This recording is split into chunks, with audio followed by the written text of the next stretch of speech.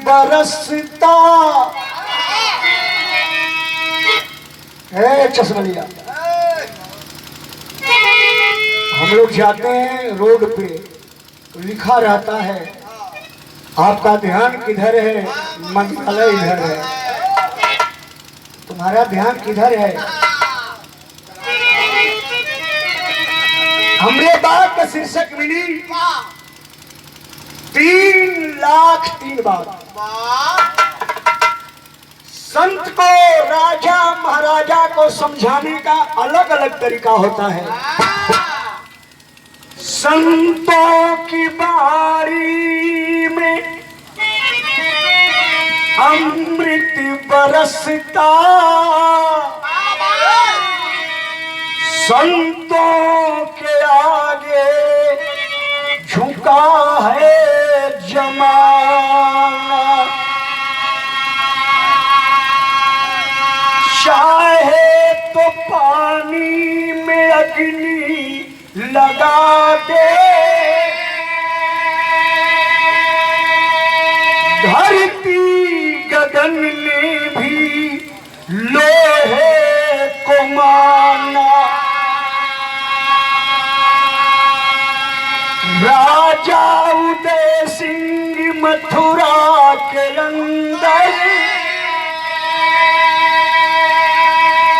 शेरे सिकंदर का जलवा था छाया।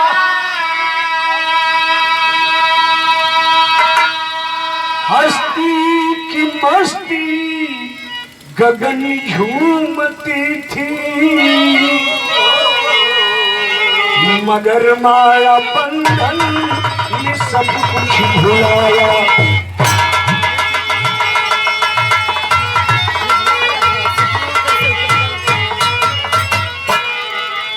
एक दिन एक जोगी पहुंचा,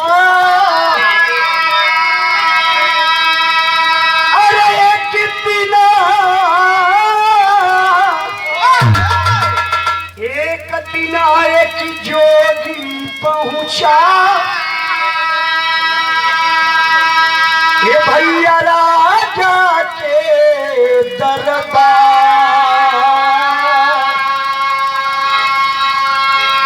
अरे लगी कचहरी सुरवीरों की, कमर कसी तलवार।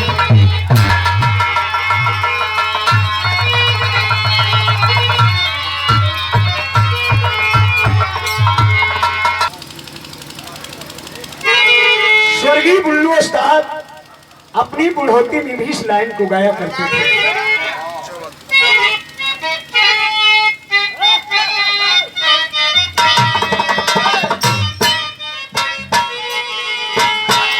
अरे एक बात मोरी सजनी, गठियाल चुनरिया।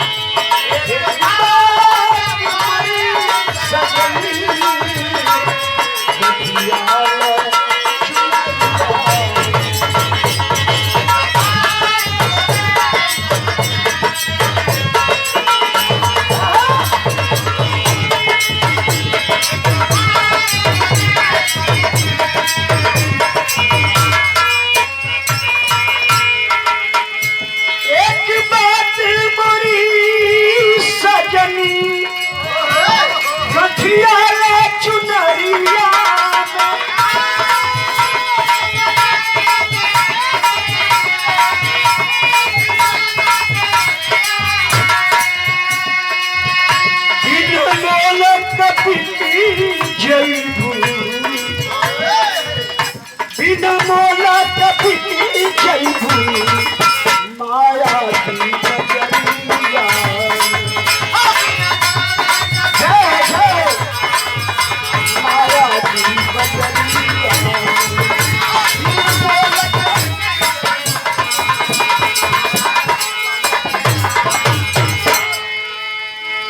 मथुरा के राजा उदय सिंह का दरबार लगा है। सुबह सुबह की बेला में एक जोगी महाराज अलख जगाते आ गए। राजा सिंहासन से दौड़ पड़े। आइए विराजमान होइए महाराज। क्या लाऊं? कहे कि तुझे गरुड़ है का अपने ऊपर, क्या देगा संत को? कहे जो कुछ आप फरमाइए। पूरा राज खजाना सब कुछ आपके कदमों में न्यौछावर है। तब जोगी ने कहा कि अरे मथुरा के बबरी राजा, मथुरा के बबरी राजा, जोगी का तकाजा।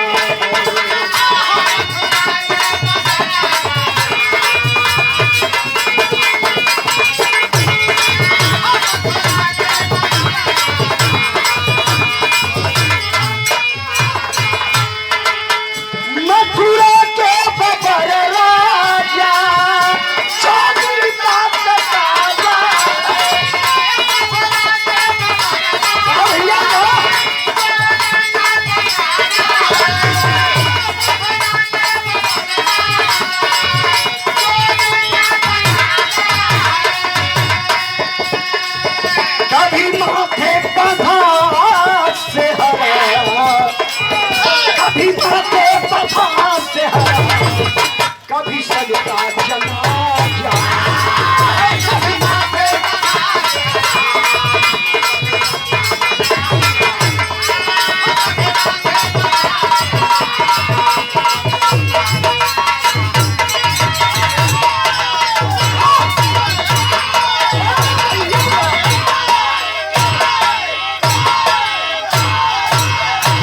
अरे शेर हुआ राजा, शेर हुआ। इनमें से जोगी बाबा करण और मथुरा के राजा उदय सिंह से नजम से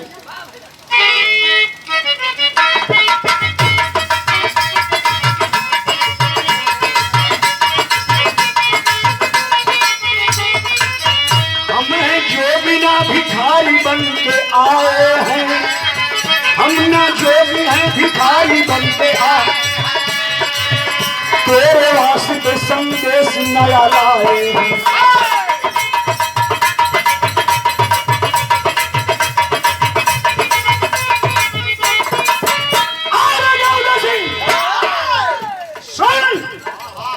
मैं तुझसे कुछ लेने के लिए नहीं, कुछ देने के लिए आया हूं, लेकिन पर एक शर्त होगी। 3 बातों को मेरे पहले तुम मंजूर करो, 3 बातों को पहले मेरे तुम मंजूर करो। करूंगा भोजन अपने ऊपर गर्व करो।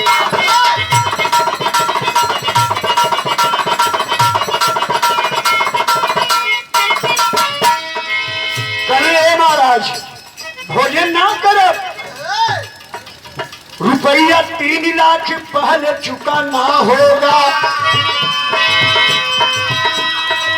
तो समूह 3 लाख रुपया देवे के होई। हाँ, उनके बदले में 3 बात बताई।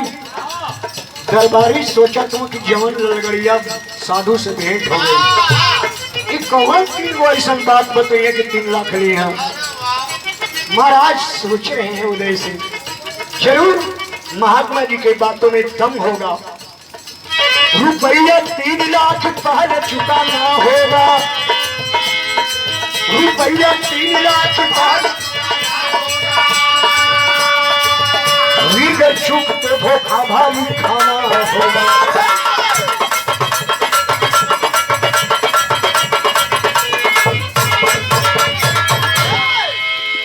बताई महाराज, लेकिन पहले 3 लाख रुपया हमारी झोली में डलवा दा। खजांची से राजा बोले के दे दा भैया, 3 लाख रुपया महाराज के दे दा। और 3 लाख जब ले ला तो कहना कि 3 बात मेरे ध्यान से सुन। तर्ज बदल गई मास्टर।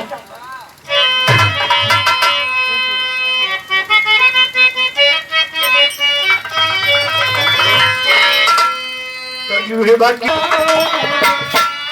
अरे खन खन खन के कान अरे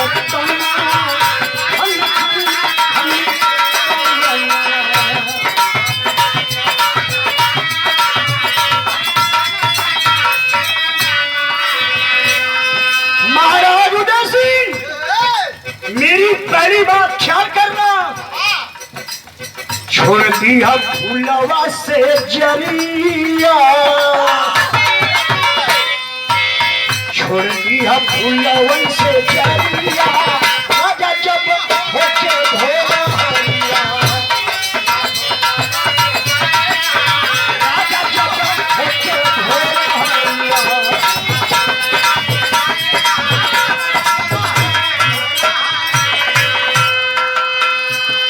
पहली बात, जब 4 बजे भोर में ब्रह्म मुहूर्त का बेला हो जा, आपन चरपाई छोड़ दिया।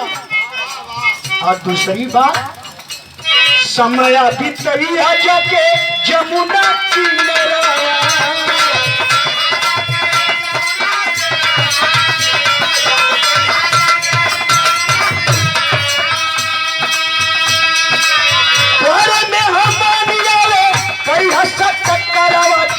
राजा जब हो गए भोला। पहली बात की ब्रह्म मुहूर्त बेला में पलंग छोड़ दीजिएगा, जो शेष समय बची ओके जमुना नदी के किनारे जाके बीतई है।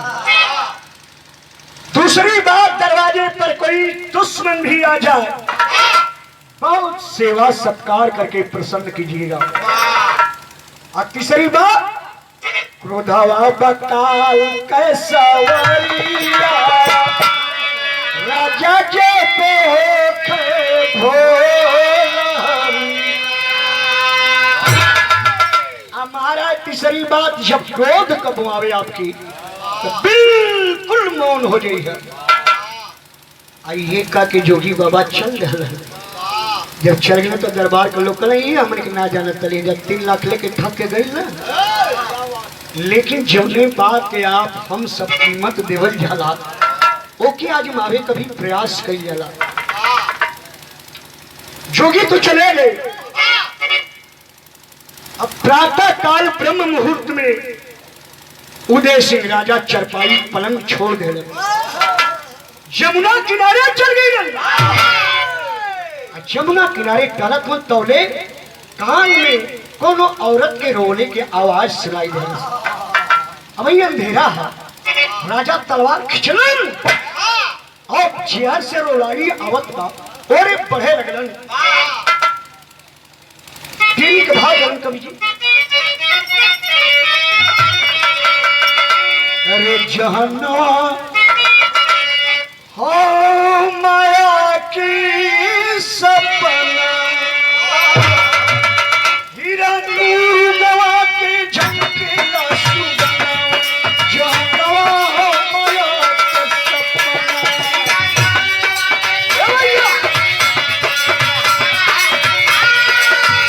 हीरा नूर गवा के झमके ना सुगना, जहना हो हीरा नूर।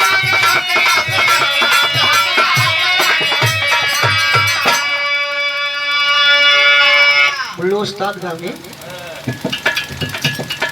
आग लगो हमारी झोपड़िया में हम दाई मल्हा,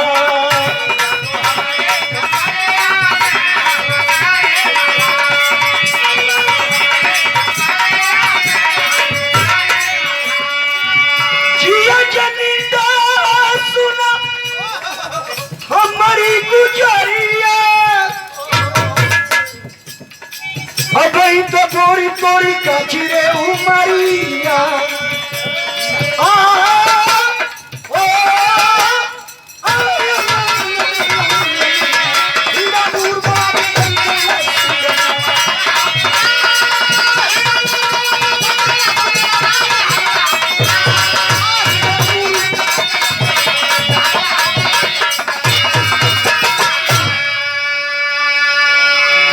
पुरस्कार गोपी भैया की तरफ से, भैया के प्रणाम, सब पंच के प्रणाम बा।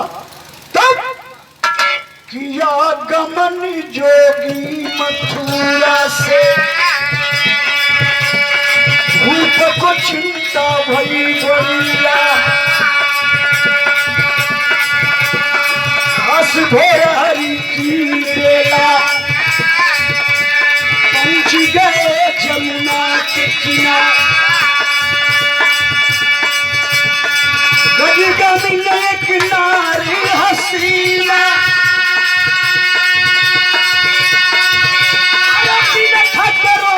छाती आयल हो गया भूमत जियारा खिचड़िए नहीं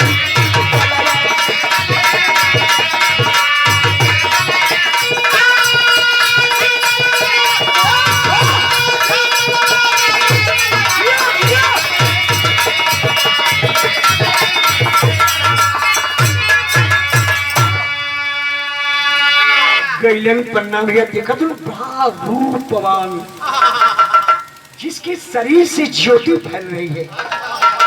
प्रणाम कहने हे देवी, आप जन्नत की अप्सरा हो या इस धरती की कोई देवी हो या तेरा पति तुझे छोड़कर परदेश चला गया है। एक लाइन गीत लगे भैया।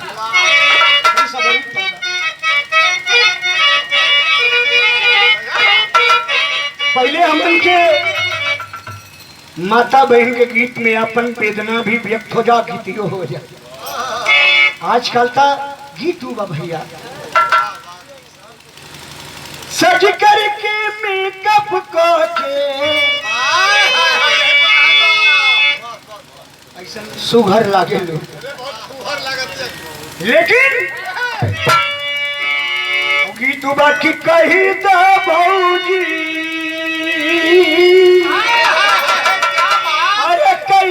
भौजी भैया जी से कई मोरी गाना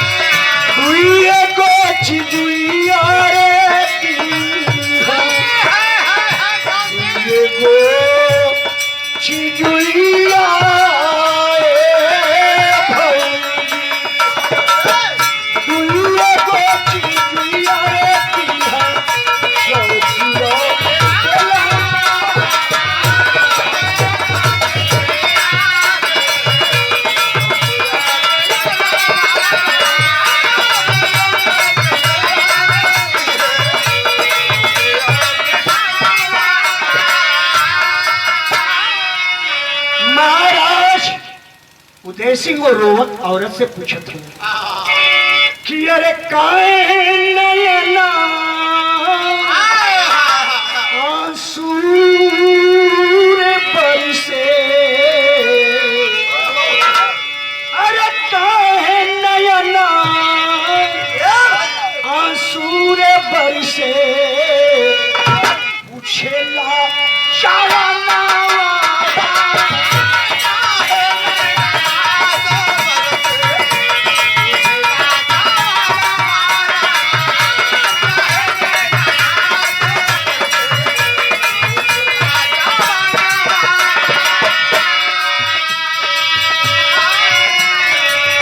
स्वर्गवा की देवी होगी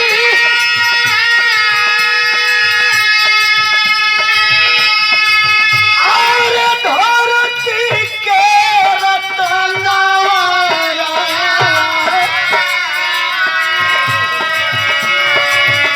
बासला सुहाग तोहरे, बासला सुहाग तोहरे पवन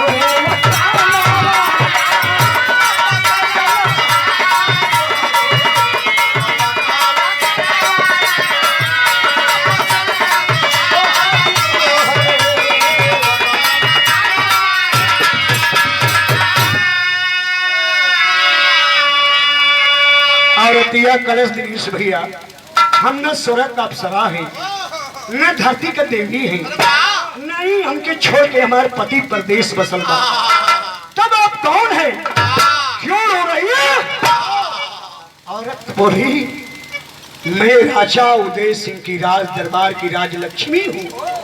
प्रणाम किए उदय सिंह के राजा। माँ, आपको महल में रहना चाहिए, क्यों रो रही है? बोली, बेटा रोने का कारण जानना चाहता है। यहाँ तर्ज लगे भैया,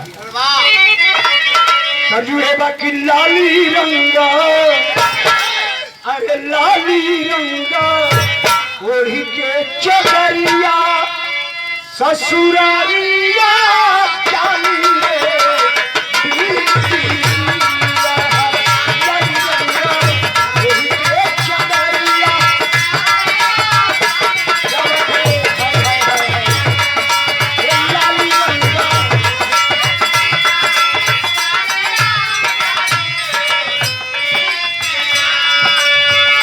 राजा उदय सिंह हमें ही बड़े रोग थे।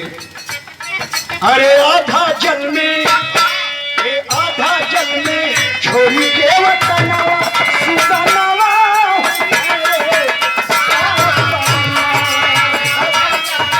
छोड़ी के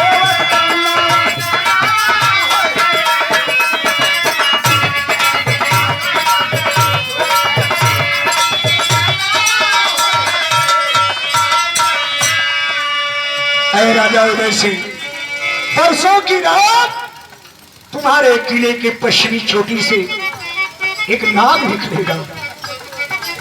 तब 10 लाख नाग राजा नहीं पहुंची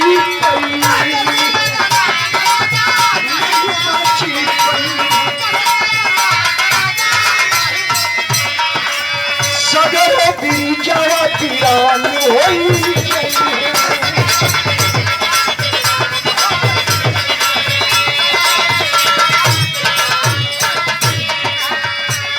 अरे बंदी जय है, बंदी जय है,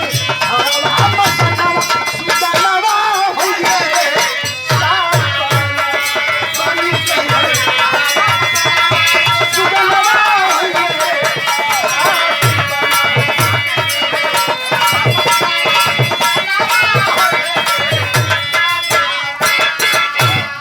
परसों महाराज उदय सिंह की नाग डसी और राजा इस मृतलोक से चल दिए। प्राण पखेरु उड़ जाएगा, सारा ब्रिज सूना पड़ जाएगा। राजा हाथ जोड़ के उस संत महाराज की जो 3 लाख रुपया दिले हो, बार बार प्रणाम कर के, हे जोगी महाराज, आज हमारी एक बात का 1 लाख सत्य हो गई। ऐसे कि हमके अपनी मौत के 3 दिन पहले ही ज्ञान हो गई।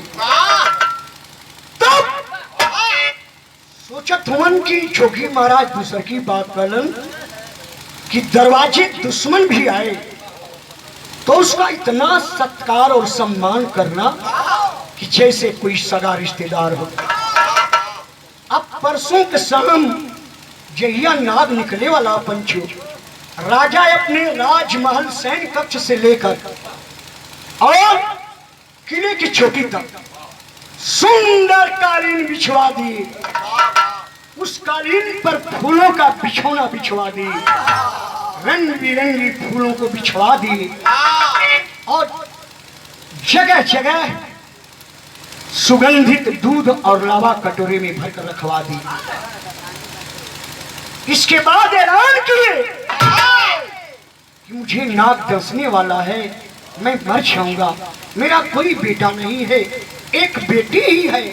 तो मैं दरबार में ऐलान करता हूं, तर्ज बदल ली।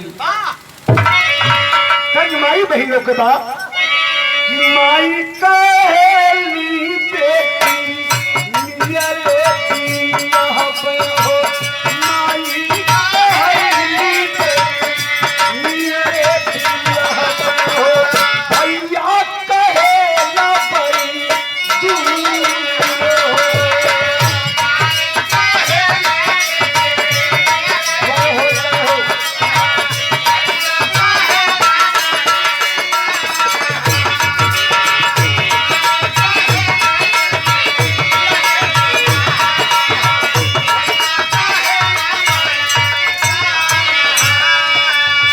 राजा कहेला ना चलतौनी छाना हो राजा कहेला नावा तू जली कौन छाना हो चंपा बेटी बनी है कुमार हो चंपा बेटी बनी है कुमार हो।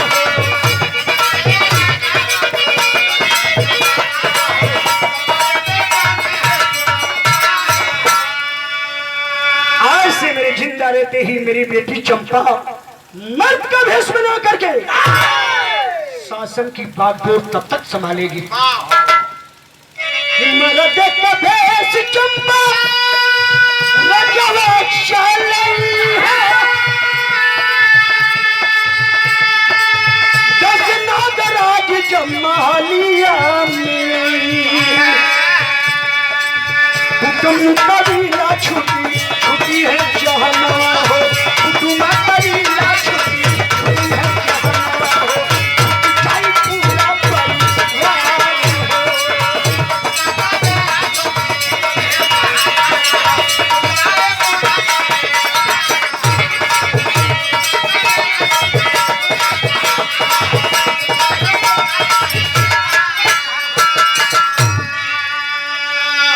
चंपा बेटी के मर्द के रूप में बैठा देन अपने शासन के ऊपर सिंहासन के ऊपर बेटी तब तक राज करी जब तक एक शादी न हो जाए हमके तो नाक काटी हम मर जाए।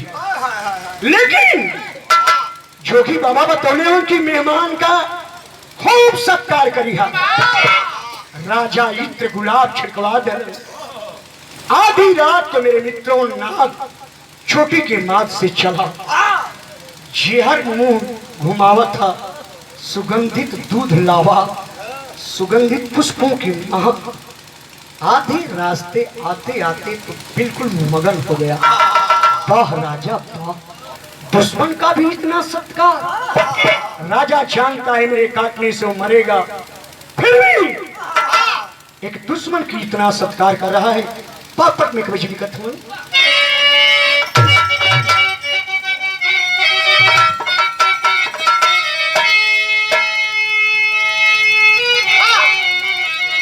अरे चलो नाग गुस्से में भर हो पुकारा शेरवा चोटी से और सन के रजनी मचल शोर अंबरवा शेरवा चोटी से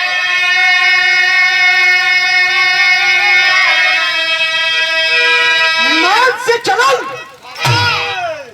अपने मन में प्रतिशोध रहा। बीच महलिया भूप के दसब है कोई बचा न पाई है धन दौलतियो माल खजान कोई साथ ना गई है। अरे बीचरा राजा का देख सत्य कारवा फेरवा चोटी से सोचे कैसे दसबे हम विष धारावा फेरवा चोटी से।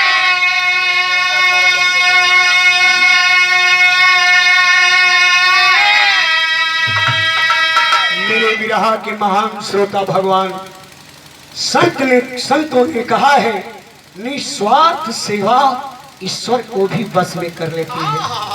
काल तो काल है।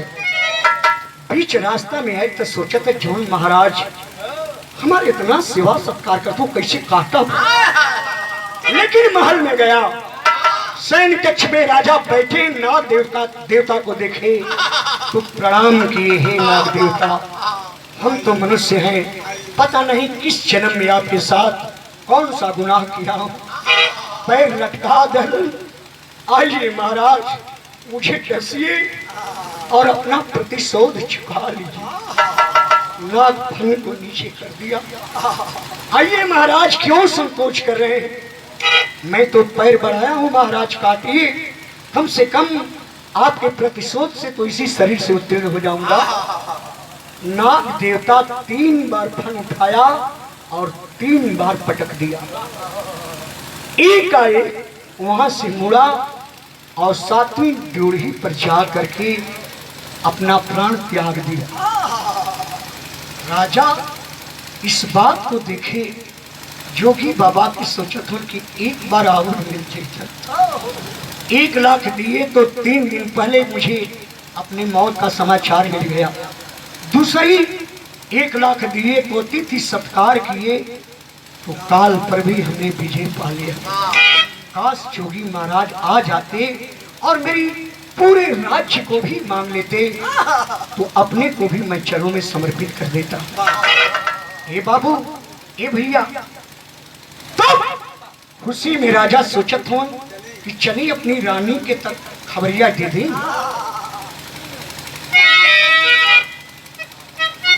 आला को भाव भैया, अच्छा चला ये विनोद भैया हमारी जिला का एगो बिरहा का गायक केशव भैया रहलन, जिन बिरहा के बादशाह सुल्तान कहे जाने वाले विजयलाल को भी आल्हा गाकर सिखाए। एगो समय रहे तगावे की कवन रे चिड़ैया बिंदा नवा के उड़ी हो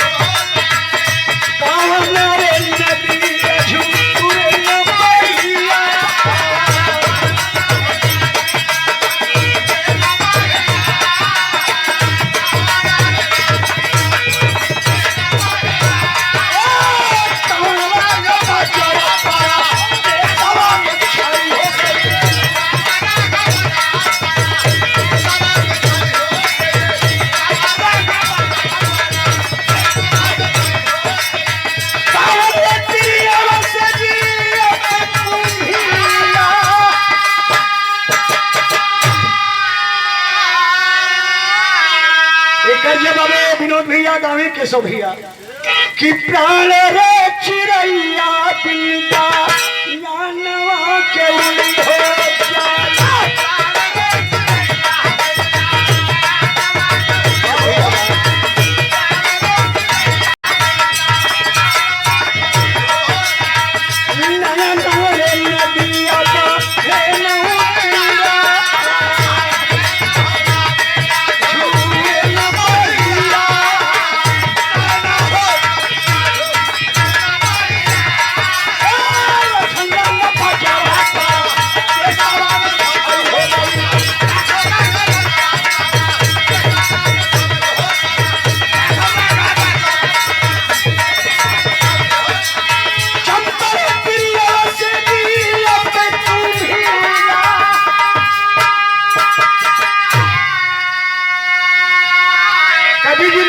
सुरमा मरदवा झंका पीछवा नवा में पंचो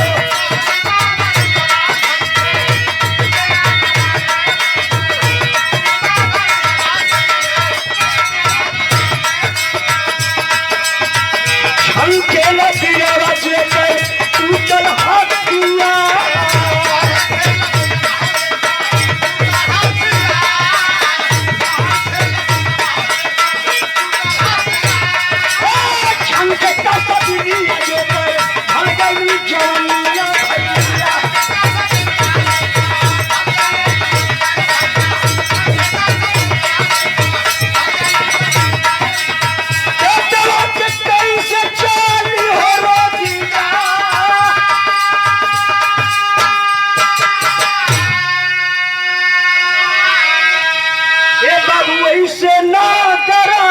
झंखट बीचवा महलिया भैया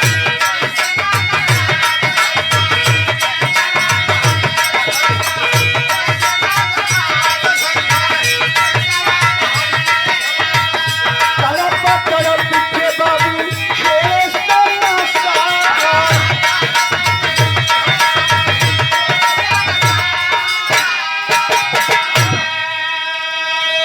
राजा सोचतुन की चल के महारानी के गले मिली और बता दें कि हम आप पर विजय पा गए।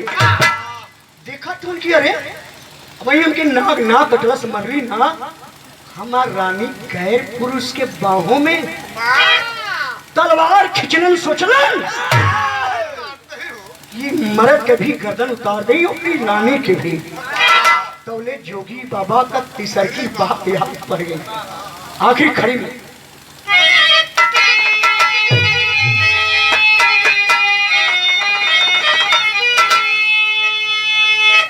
अरे झमके चौथे पनवारा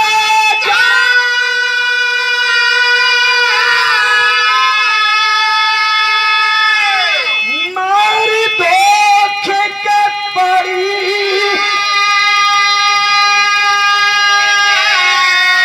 तब से जोगी वाली पतिया तीसरी याद है।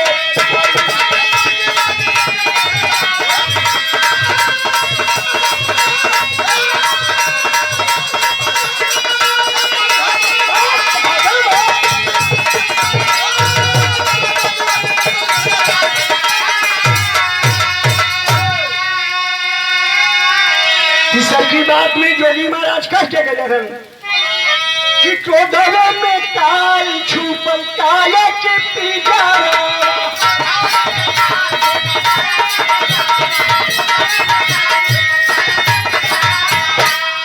अरे पन के निर्मोही जो नसावे सनसरा,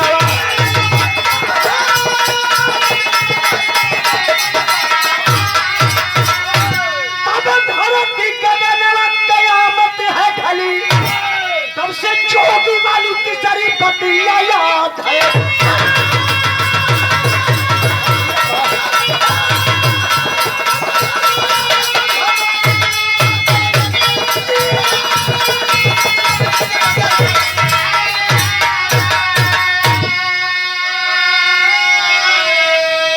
क्रोध में शरीर का पतरल, जोगी बाबा का तीसर की बात याद पड़ल। महाराज क्रोध आवे तो मौन हो जाना, कुछ देरी तलवार म्यान में रख के मौन हो गए। तौले देखत का हुआ कि मरे देख भेष चंपा आंसुआ बहाई के, अरे गरबा लगावे अपनी जननी के जाई,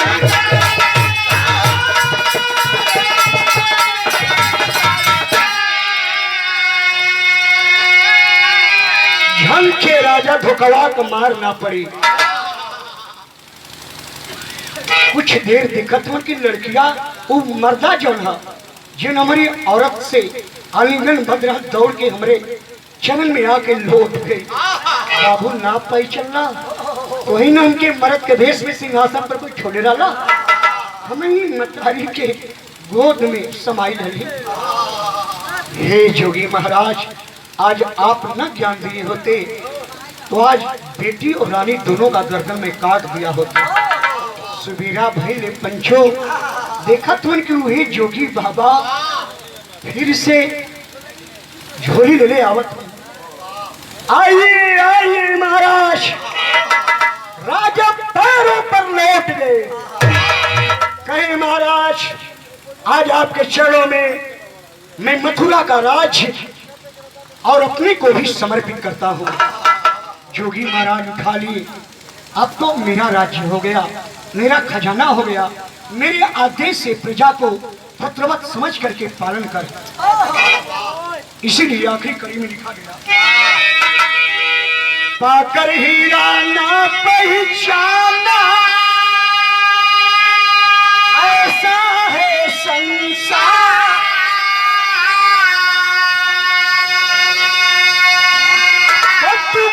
छह वर्ष कहे कैसे लगेगी नैया पार,